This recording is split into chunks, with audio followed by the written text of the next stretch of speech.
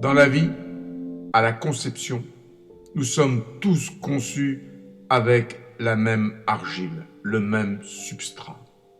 Puis, nous venons au monde avec, dans nos mains, une petite motte d'argile très malléable, la même ration pour chacun d'entre nous avec laquelle il nous faudra pétrir notre destinée.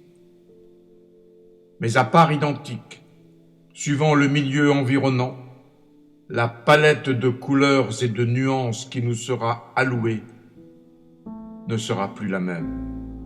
Certains se satisferont que d'un camailleux de gris triste et terne, d'autres d'un arc-en-ciel éblouissant de couleurs.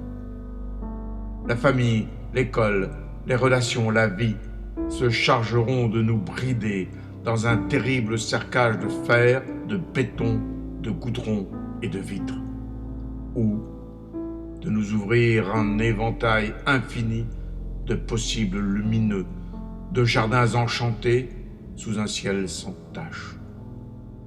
Parfois, j'entrevois dans le regard de certains cet affligeant renoncement de fait, lucide et imprégné, ce manque d'envie d'avoir envie que donne la pesante certitude de n'avoir pas bénéficié des mêmes cartes de début de jeu.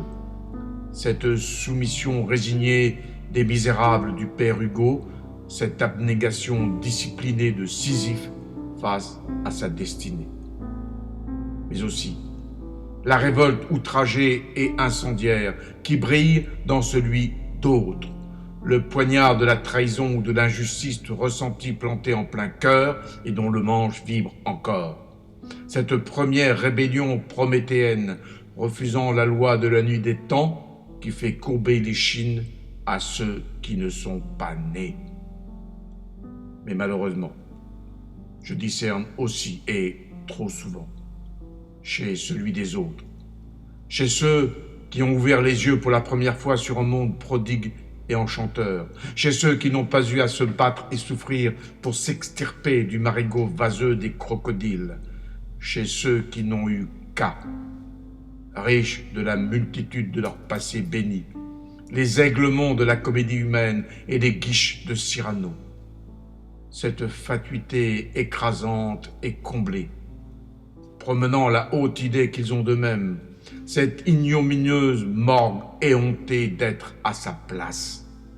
Du haut d'une confortable tribune lambrissée d'ors et de stucs, surplombant l'arène où s'échinent les gladiateurs de la plèbe, époumonés par leur lutte séculaire, ceux qui sont ici-bas que pour servir et mourir en silence.